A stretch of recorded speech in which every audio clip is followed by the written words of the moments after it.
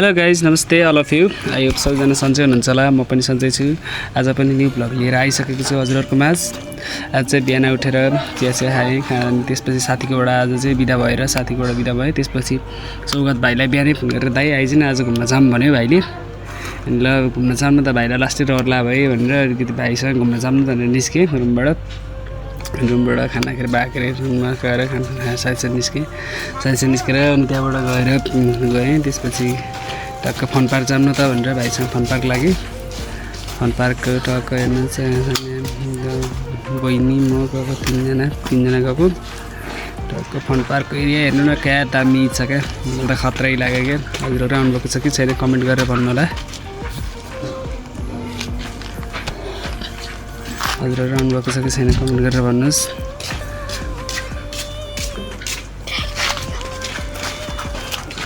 के खतरा छ क्या फन पार्क एरिया।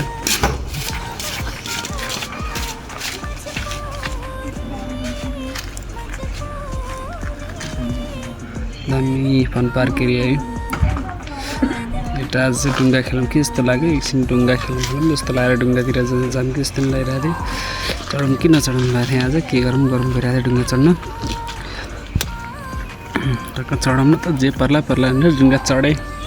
डुङ्गा टक्क चढेँ तर डर लाग्दो रहेछ। हजुरहरू चढ्नु भएको छ कि छैन कमेन्ट गरेर भन्नु होला।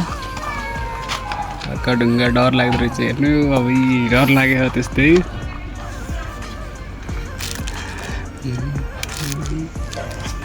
हेर्नु डर लागेर भाइ म त आङ सिरिङ्ग भएर सम्झिँदै आङ सिरिङ्ग हुन्छ कस्तो। म चाहिँ तेस्रो पटक हुन चाहिँ हजुरहरू चढ्नु भएको छ कि छैन। म चाहिँ तेस्रो पटक चढेको, जे पनि भाइलाई रहर लगाएर भाइलाई चढाइदिउँ भनेर चढेको।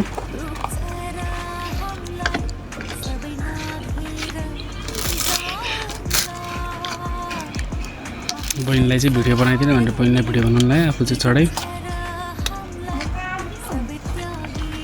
बहिनी चाहिँ भिडियो बनाएको चाहिँ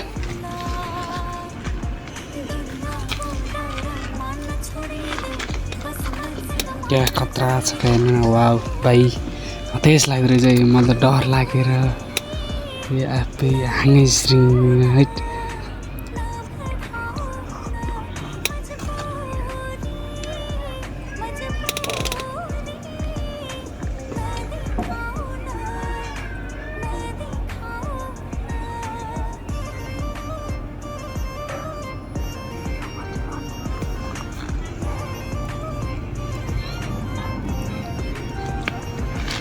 डर लाग्दो रहेछ मान्छे, तर कोही बेलामा फुल हुने रहेछ कोही बेलामा हाफ हुने रहेछ। मभन्दा अगाडि चढ्दाखेरि चाहिँ पुरै ढुङ्गा पुरै फुल थियो, अहिले चाहिँ हाफ छ हेर्न सक्नुहुन्छ।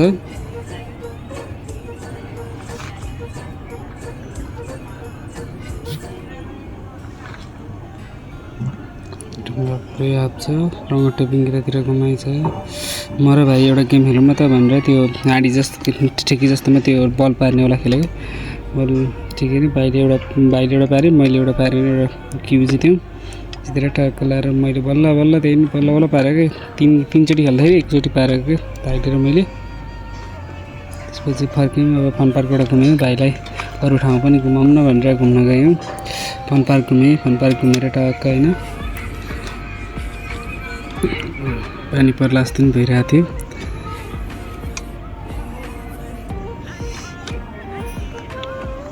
हेर्नु भिडभाड अन्दरको भिडभाड कति हो कि, भिडभाडको कुराहरू साध्य छैन। भिडभाड कति भिडभाड हो कि, म भिडभाड देखेरै मलाई अचम्म लाग्छ। फन पार्क शनिबार चाहिँ धेरै जस्तो फन पार्कहरू धेरै जस्तो भिडभाड नै हुन्छ। यो चाहिँ यसो सिंहदरबार साइडतिर पनि जाऊँ न त भनेर सिंहदरबार साइडतिर यसो छेउतिरसम्म पुगेको। आज यसो रुममा बस्न अल्छी लागिरहेको थियो भाइ र म। अनि त्यसपछि भाइको फोटो हेर्नु क्या ह्यान्डसम क्या मेरो भाइ सौगात। मैले फन पार्कतिर गोरुसँग जितौँ न त भनेर गोरुसँग जितेको। अनि टक्क फन पार्क होइन सिंहदरबार साइड। भाइको फेरि यो के अरे नर्वेको एयरल्यान्डको पोज हानेको छ उसले। फेरि एयरल्यान्डको पोज हान्दै गर्दै गरेको छ उसले। नर्वेको फ्यान रे, नर्वेको फ्यानको पोज हानेको छ गरिस। यस मेन पोज चाहिँ कहिले रोनाल्डोको पोज हान्छ, मेन पोज चाहिँ म हल्यान्डको हो भन्छ। फेरि नराउन्डको छुट्टा हुन्छ बेला बेला। त्यसपछि हामी गयौँ दरबार मार्गतिर। यसको चाहिँ आखिर आज भाइलाई मेन त्यो चाहिँ भाइलाई साइकल किनिदिउँ न भनेर गएको होइन, भाइलाई साइकल किनिदिन लागेको।